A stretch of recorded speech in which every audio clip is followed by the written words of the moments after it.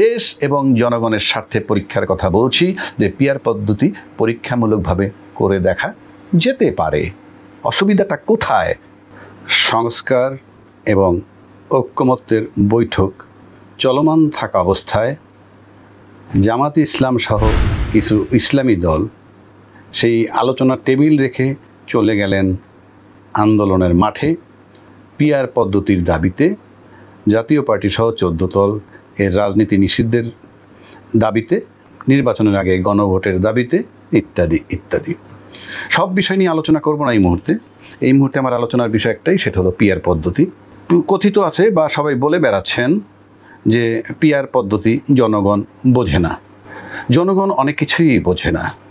PR পদ্ধতির সহজ বাংলা দলীয় মার্কায় ভোট দেয়া, এবং বাংলাদেশে বরাবরই দলীয় মার্কায় ভোট দিয়ে আসতেছে এই দেশের ভোটাররা, এবং এতে কোনো সন্দেহ নাই।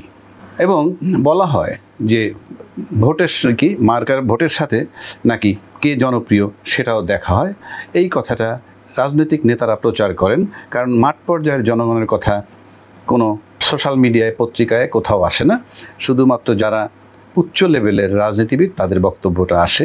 ইনফ্যাক্ট মাঠ পর্যায়ের লোকজনের সাথে আমরা আলাপ করে দেখেছি যে তারা সকলেই বলে যে তারা দলীয় মার্কা দেখেই ভোট দেয়, এবং এটা প্রমাণ করার বহু রাস্তা আছে। আমরা এমনও দেখেছি যে যেই ভদ্রলোক ভোটার অন্য জেলায় বা ওই জেলা থেকেই সে বারবার এমপি নির্বাচন করে আসছেন, হঠাৎ করে তার দল তাকে ঢাকার কোনো এক জায়গা থেকে নমিনেশন দিয়ে, এরকম অসংখ্য উদাহরণ গত 53 বছরে আমাদের হয়েছে, এবং তারা যথারীতি পাশ করেছে।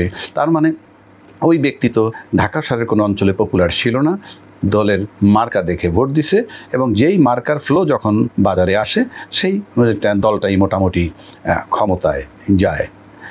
আরেকটা বিষয় হলো যে জনপ্রিয়তার কথা বলতেছে যারা, অনেকেই টকশোতে এসেও বলেন কিংবা সোশ্যাল মিডিয়ায় বলেন যে রাজনীতি নিয়ে কথা বলে, সোশ্যাল মিডিয়ায় কথা বলে, ইলেকশনে দাঁড়াইলে একটা মেম্বারের পদে দাঁড়াইলেও পাশ করতে পারবে না, এমন লোকও রাজনীতির সমালোচনা করে এবং পিআর পদ্ধতির কথা বলে কিংবা জনপ্রিয়তার নিয়ে প্রশ্ন তোলে। আমি সেখানে একটা কথা বলতে চাই, যারা এই কথাগুলো বলেন যে ইউনিয়নে মেম্বার হওয়ার যাদের ভোট নাই তারাও রাজনৈতিক সমালোচনার বড় বড় দলের, আমি তাদেরকে খুব নীরবে এবং খুব বিনয়ের সাথে একটা অনুরোধ জানাচ্ছি। পপুলার আপনারা কারা, এবং পপুলার হইলেই যে কাজ হয় না, দলীয় মার্কা দেখে ভোট দিয়ে আসতেছে বাংলাদেশে, সেটা আপনাকে প্রমাণ করে দিচ্ছি। বাংলাদেশে জানেন এখন যারা রাজনীতিবিদ হিসাবে যারা এখন চলমান আছেন, রাজনীতি করছেন, তাদের বহুজন আছেন বাংলাদেশে 3 বার 4 বার 5 বার এমপি হয়েছেন, একাধিকবার মন্ত্রী হয়েছেন। আমি তাদেরকে চ্যালেঞ্জ ছুড়ে দিচ্ছি যে আপনারা এই 2 বার 3 বার 4 বার 5 বার এমপি হয়েছেন কিংবা 2 বার 3 বার মন্ত্রী প্রতিমন্ত্রী হয়েছেন, তারপরে নিশ্চয়ই আপনারা পপুলার। আপনাদেরকে চ্যালেঞ্জ ছুড়ে দিচ্ছি, দলীয় মার্কা ছাড়া আপনারা নির্বাচন করে দেখান যে আপনারা 5000 ভোট সংগ্রহ করতে পারেন কিনা। আমি আবার রিপিট করছি, 3 বার 4 বার 5 বার এমপি হয়েছেন, 2 বার একাধিকবার মন্ত্রী হয়েছেন, এমন কোনো ব্যক্তি নিশ্চয়ই পপুলার। সেই পপুলার ব্যক্তি আপনি দলের জন্য নমিনেশনের জন্য কেন ঘুরপাক করছেন? আপনি দাঁড়িয়ে প্রমাণ করেন, মানে মার্কা ছাড়া অর্থাৎ দল ছাড়া আপনি দাঁড়িয়ে কি প্রমাণ করতে পারবেন যে আপনি পাশ করতে পারেন কিনা? আমি তো চ্যালেঞ্জ করলাম 5000 ভোট পান কিনা। এটার মানে হচ্ছেই মার্কা বা দলের মার্কায় সবসময় ভোট দেয়, এবং পিআর পদ্ধতি জাস্ট সেইটা গল্প যে যত করেন। এবং প্রত্যেকটা রাজনৈতিক দল জনগণকে বোকামো করেন। আমি আলাপ করে দেখি তারা পিআর পদ্ধতি বোঝে, বরং রাজনীতিবিদরা বোঝেন না। রাজনীতিবিদরা যদি বলেন যে আমি পিআর পদ্ধতি বুঝি না, এটা কোনোভাবে গ্রহণযোগ্য না। কেননা একজন কলেজের প্রফেসর যদি ক্লাস করতে যায় এবং যাওয়ার সময় যদি বলে এই সাবজেক্টের অনেকগুলো বিষয় আছে উনি বোঝেন না, এটা হবে? প্রি কন্ডিশন জনগণ বুঝুক বা না বুঝুক, আপনি রাজনীতিবিদ যারা তাদেরকে বুঝতেই হবে এবং বলতে হবে যে আমি বুঝি কিন্তু আমরা বাস্তবায়ন করব না এই কারণে। সেই ব্যাখ্যা দেওয়ার রাইট আছে, বোঝেন না বলার রাইট নাই, এবং বোঝেন না বললে রাজনীতির থেকে তাদের বিদায় নেওয়া উচিত। আরেকটা কথা আছে, পিআর পদ্ধতি নিয়ে আমি আগেও বলছি এখনও বলছি, মোটা দাগে আমি বুঝিয়ে দিলাম। পিআর পদ্ধতিতে যেমন ধরুন জামাতে ইসলাম বা ইসলামী দলগুলো পিআর চায়, তার দলের স্বার্থে পিআর চায়, অর্থাৎ তারা এই পিআর পদ্ধতি ছাড়া 2, 4, 5টা সিট পেতে পারে, অর্থাৎ তার দলীয় স্বার্থ, রাষ্ট্রীয় স্বার্থ এখানে তারা দেখেন কিনা আমার সন্দেহ আছে। অন্যদিকে যারা পিআর পদ্ধতি চাচ্ছেন না, তারা চাচ্ছেন এই জন্য যে পিআর পদ্ধতি ছাড়া নির্বাচন হলে তারা 250-এর অধিক সিট পাবেন। এটা মোটামুটি নিশ্চিত হয়েই তারা পিআর পদ্ধতিকে অ্যালাউ করছেন না। কেননা পিআর পদ্ধতি হলে তাদের এই সিটের পরিমাণ বা এই সংসদের আসনের পরিমাণ 150 পাওয়াটাও দুরূহ হয়ে যাবে। বাট 150-এর নিচে 145-ও যদি পান, সরকার গঠন করার জন্য তারাই আমন্ত্রিত হবেন। কিন্তু এটা হবে একটা ঝুলন্ত সরকার। কেউ কেউ বলেন যে ঝুলন্ত সরকার, সেই সরকার দুর্বল হয়। আমার বিবেচনায় দুর্বল হওয়ার কোনো কারণই নেই যদি আপনি স্বচ্ছ থাকেন, চিন্তা চেতনায় যদি আপনি সৎ থাকেন। তাহলে যারা পিআর চান না তারা তার দলের স্বার্থে, নিজের স্বার্থে চান না, যারা পিআর চান তারা তার দলের স্বার্থে চান। কিন্তু আমি দেশ এবং রাষ্ট্র এবং তার জনগণের চিন্তা যদি আমি করি, তাহলে আমাদের বিগত 15 বছরের সমস্ত রাষ্ট্রীয় অর্গান বলতে যা বোঝায় সব ভেঙে চুরমার হয়ে গেছে। যেমন ধরুন, সরকার বদলের সাথে সাথে পুলিশ পালিয়েছে, বাইতুল মালের ক্ষতি পালিয়েছে, গভর্নর, বাংলাদেশ ব্যাংকের গভর্নর পালিয়েছে, বিচার বিভাগের বিচারপতিরা পালিয়েছে, এইভাবে সব মানে সেক্টর ভাঙচুর হয়ে গেছে। এগুলো ঠিক না করে নির্বাচন করলে, যেটার জন্য ডেট দেওয়া হয়েছে ফেব্রুয়ারিতে, সেই একই জিনিস হবে আবার। তা সেই লম্বা বিতর্কে আমি যাচ্ছি না। আমি এখন বলতেছি, একটা নির্বাচন একটা গণতান্ত্রিক দেশে শুধু একটা নির্বাচনই একটা মাধ্যম না। একটা গণতান্ত্রিক দেশে নির্বাচন একমাত্র ক্রাইটেরিয়া না। এই নির্বাচনে গণতন্ত্রে যারা বিশ্বাস করেন তাদেরকে এটাও ভাবতে হবে যে একটা শক্ত বিরোধী দল কীভাবে আনা যায়। ঠিক এই মুহূর্তে একটা পিআর পদ্ধতি ছাড়া আমাদের কাছে আর কোনো উপায় নাই। এই পিআর পদ্ধতি আসলে কি হবে, সমস্ত দলের প্রতিনিধি পার্লামেন্টে ঢুকবে। পার্লামেন্টে যখনই ঢুকবে এবং সরকার যিনি গঠন করবেন তিনি একচ্ছত্র আধিপত্য পাবেন না, একেবারে নিশ্চিত।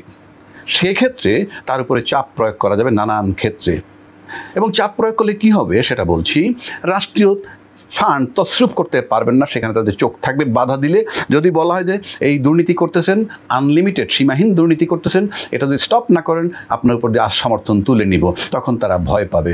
একইভাবে যদি আপনি প্রশাসনের দিকে যান, প্রশাসনের উপর যদি একচ্ছত্র আধিপত্য খাটায় কোনো দল, সেক্ষেত্রে সেখান থেকে তাদেরকে প্রেশার দেওয়া যাবে, সেখানে প্রশাসনও নিরাপদে থাকবে।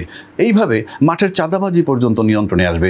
দেশে আয়নাগার হবে না, দেশে বিনা বিচারে হত্যা হবে না, শাপলা চত্বরে হত্যা হবে না, সেনা অফিসার হত্যা হবে না, দুর্নীতি হবে না। মানে হবে না বলতে কি, সব কমে যাবে, নিয়ন্ত্রণে আসবে।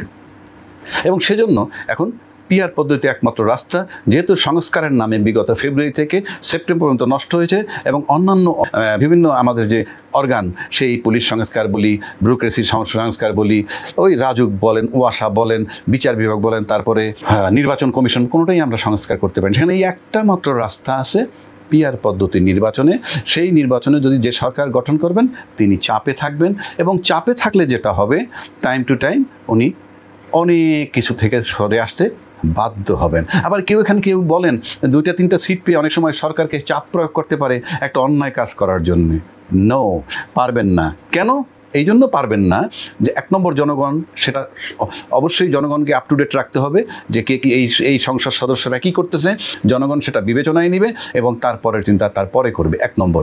2 নম্বর হইল যে আপনি যদি স্বচ্ছ থাকেন, তাহলে একদম সৎ যদি থাকেন এই সরকার, তখন যে সরকারটা হবেন, যে 3-4 জন এমপির জন্য যদি আপনি বেকায়দায় পড়ে যান, দরকার হলে মাথা নত করবেন না। আপনি ক্ষমতা ছেড়ে দিয়ে বলবেন ঠিক আছে তোমরা সরকার গঠন করে দেখাও।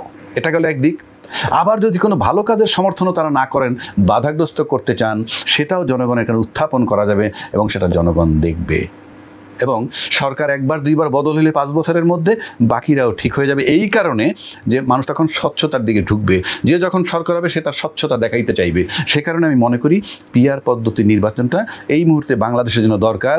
আমরা তো লম্বা দেখছি, যেমন আমরা তত্ত্বাবধায়ক সরকারের সময় যখন আসছে, এটা প্রথম জামাত এই কনসেপ্ট নিয়ে আসছে, তখন বলা হয়েছে এটা ভায়াবল না, গ্রহণযোগ্য না। কিন্তু পরক্ষণে টেস্ট কেস হিসেবে নিতে গিয়ে দেখছে যে এটা গ্রহণযোগ্য, যদিও পরবর্তীকালে এটা বাতিল করছে, সেটা আবার ফেরত হওয়ার সম্ভাবনা হয়েছে। অন্যদিকে আমরা এই ফুল প্লেজের পাওয়ারফুল সরকার, যেটা বলে যে পিআর পদ্ধতিতে সরকার দুর্বল হবে, তো পিআর পদ্ধতি ছাড়া তো আমরা দীর্ঘ 12টা নির্বাচন করলাম। 12টা নির্বাচন করে দেখেছি প্রতিটা সরকার তার সাধ্য মতো স্বৈরাচার হয়েছে। সুতরাং আপনার রাষ্ট্রে যদি আমরা বলা হয় যে আমরা একচ্ছত্র আধিপত্য পাই কিংবা সরকার মজবুত হয়, সেটা তো আমরা 12টা নির্বাচন দেখেছি এবং সেই তিক্ত অভিজ্ঞতার থেকে আমরা বলছি যে কোনো সরকারের সময় সুপার স্টেবল ছিল না, কারণ এই সময় এই সমস্ত নির্বাচিত সরকারের অধীনেই আমরা সব কিছু পেয়েছি। বিনা বিচারে হত্যার অ্যাপ্রুভাল পেয়েছি র্যাবের দ্বারা, আমরা আয়নাঘর পেয়েছি, আমরা সেনা অফিসার হত্যা হয়েছে এই দেশে, শাপলা চত্বর হত্যা হয়েছে, বিনা বিচারে হত্যা হয়েছে, গুম খুন সব হয়েছে, 10টা কষ্টের মামলা হয়েছে, আয়নাঘর হয়েছে, সিরিজ বোমা হামলা হয়েছে, সবই তো ওইরকম শক্তিশালী সরকার যে যখন ক্ষমতায় ছিলেন তখন হয়েছে। সুতরাং আমি আমার পক্ষ থেকে বলছি যে আমরা টেস্ট তো এটা তো অলরেডি পরীক্ষিত হয়ে গেছে। সুতরাং দেশ এবং জনগণের স্বার্থে পরীক্ষার কথা বলছি যে পিআর পদ্ধতি পরীক্ষামূলকভাবে করে দেখা যেতে পারে। অসুবিধাটা কোথায়? সংসদে গিয়ে পিআর পদ্ধতিতে নির্বাচন করবেন কি করবেন না, পরবর্তী নির্বাচন কেন আমরা অত দূরে যাচ্ছি, কিংবা গণভোটের মাধ্যমে এখন নির্বাচনের আগে কেন আমরা মতামত নিচ্ছি না? আমি নিশ্চিত করে বলতে পারতেছি বাংলাদেশের সমস্ত সাধারণ নাগরিক বুঝে ফেলছে যে পিআর পদ্ধতি কি, এবং সমস্ত সাধারণ নাগরিক চাইবে যে তার বুকের সন্তান যেন আর এইভাবে নির্বিচারে স্বৈরাচার কোনো সরকার স্বৈরাচার হওয়ার সুযোগ না হয়, এবং হওয়ার পর তার সন্তান যাতে না হারায় কিংবা আয়নাঘরে না যায়। সুতরাং পিআর পদ্ধতি মানে শুধুই মার্কায় ভোট দেবেন, শুধুই মার্কায় ভোট দিবেন, এটা না বোঝার কিছু নাই। আর পপুলারিটির কিছু নাই সংসদ নির্বাচনে, কারণ তাদের কাজ মেম্বার হিসেবে পার্লামেন্টে যাবে, পার্লামেন্টে গিয়ে তাদের কাজ প্রধানমন্ত্রী নির্বাচন করা, রাষ্ট্রপতি নির্বাচন করা, স্পিকার নির্বাচন করা, সারা দেশের সমস্ত কাজ সুপারভাইজিং করা সাব কমিটির মাধ্যমে। এই সমস্ত কাজগুলো তার কাজ উন্নয়নমূলক কাজ না, তার কাজ ব্রিজ বানানো না, তার কাজ এলিভেটেড এক্সপ্রেস ওয়ে বানানো না, এগুলো উন্নয়নমূলক কাজ। সেগুলো করার জন্য নানান দপ্তর আছে, মন্ত্রণালয় আছে, এলজিআইডি মিনিস্ট্রি আছে, এবং কি আছে, উপজেলা চেয়ারম্যান আছে, ইউনিয়ন চেয়ারম্যান আছে, পৌর চেয়ারম্যান আছে, মেয়র আছে। তারা করবে। তারা 53 বছর যাবত এই সমস্ত কাজে ইন্টারফেয়ার করে সংবিধান ভায়োলেট করে আসছে, যার কোনো বিচার নাই। সুতরাং আমি আবার বলছি, বাংলাদেশে টেস্ট কেস হিসাবে সবাই ঐক্যবদ্ধ হয়ে পিআর পদ্ধতির চিন্তা ভাবনা করা উচিত বলে আমি মনে করি। তাহলে অন্তত কোনো মায়ের বুক খালি হবে না, এরকম আন্দোলন আসবে না, এবং বিনা বিচারে কেউ হত্যা হবে না, গুম খুন হবে না, আয়নাঘর হবে না, অর্থনীতি লুপাট হবে না, দুর্নীতি কমবে, সব কিছু নিয়ন্ত্রণে আসবে। যেহেতু গোটা রাষ্ট্রের বিভিন্ন প্রতিষ্ঠান আমরা ঠিক করতে পারিনি, যে দেশকে যারা ভালোবাসেন তারা পিআর পদ্ধতির দিকে থাকবেন, মানবে। রাষ্ট্র মানবে কি মানবে না, সরকার মানবে কি মানবে না, নির্বাচন কমিশন মানবে কি মানবে না, সেটা ভিন্ন কথা। কিন্তু যারা রাষ্ট্রকে ভালোবাসেন, দেশকে ভালোবাসেন এবং একটা জায়গায় দেশকে নিতে চান, তারা নিশ্চয়ই এটা ঐক্যমত্য হবেন বলে আমি বিশ্বাস করি।